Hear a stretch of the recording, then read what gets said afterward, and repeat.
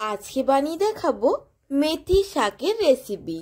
কম বেশি হয়তো আপনারা সকলেই এই রেসিপি জানেন, কিন্তু অনেকে আবার এই মেথি শাক তিতা হওয়ার কারণে খেতে চান না। কিভাবে বানালে মেথি শাক একদম তিতাও হবে না আর গরম গরম ভাতে খেতে কিন্তু জাস্ট দারুণ লাগবে। নমস্কার বন্ধুরা, ড্রিমল্যান্ড কুকিং চ্যানেলে আপনাদের সবাইকে স্বাগত। চলুন তবে রেসিপিটা শুরু করা যাক, আর রেসিপিটা পুরোটা দেখার অনুরোধ রইল। প্রথমে মেথি শাকগুলো আমি কিন্তু বেছে নেব। তার জন্য মেথি শাকের এই মাথার অংশটা আমি ভেঙে নিচ্ছি।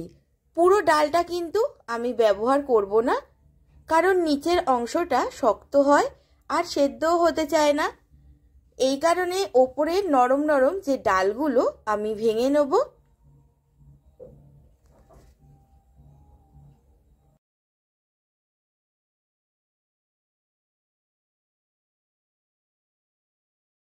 এরপর ভালো করে বেছে নেওয়া হয়ে গেলে ধুয়ে একদম ঝিরিঝিরি করে আমি কেটে নেব। এরপর কড়াইতে দিয়ে দিচ্ছি 3 চামচ মতো সর্ষের তেল। সর্ষের তেলটা ভালো করে গরম হলে ফোড়ন হিসাবে এখানে একটা শুকনো লঙ্কা দিয়ে দিলাম।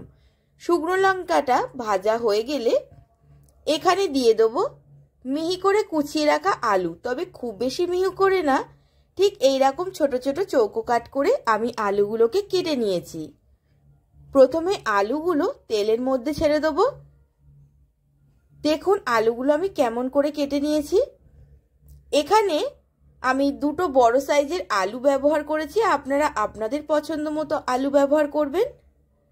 এরপর ভালো করে এই আলুটা একদম লাল লাল করে ভেজে নেব। আর আলুটা যখন এরম ভাজা হয়ে যাবে তখন দিয়ে দিচ্ছি 1 মুঠো মটরশুঁটি আর 2টো কাঁচা লঙ্কা চেরা। কাঁচা লঙ্কাগুলো মাঝখান থেকে চিড়ে আমি ব্যবহার করেছি। এরপর আবারও ভালো করে মিশিয়ে দেবো, আর গ্যাসের ফ্লেমটা এই সময় লোতে করে দেবেন, না হলে কড়াইশুঁটিগুলো আবার একদম চিপসে গেলে ভালো লাগবে না। এরপর 2 থেকে 3 কোয়া মতো রসুনকে আমি গ্রেট করে দিয়ে দিয়েছি। আপনারা চাইলে রসুনটা থেতো করেও এখানে ব্যবহার করতে পারেন। এরপর আবারও ভালো করে মিশিয়ে নেব।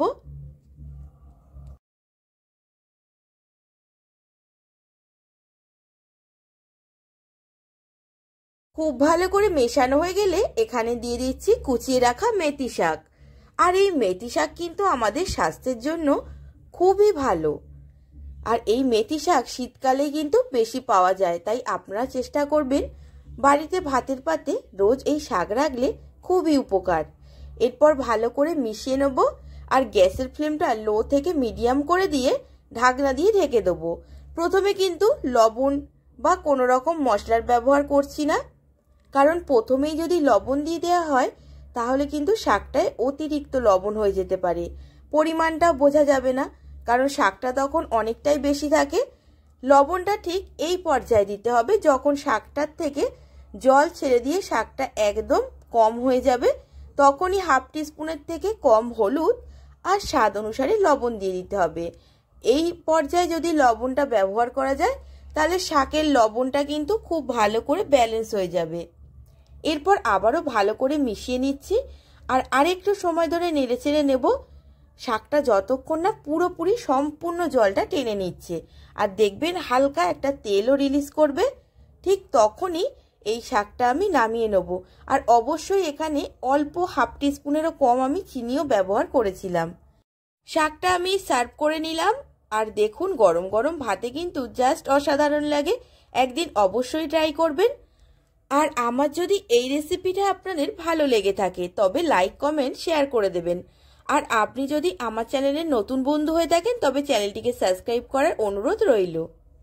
আজ এই পর্যন্ত, দেখা হবে আবার নেক্সট নতুন কোনো রান্নার রেসিপি নিয়ে। সবাই ভালো থাকবেন, সুস্থ থাকবেন, ধন্যবাদ।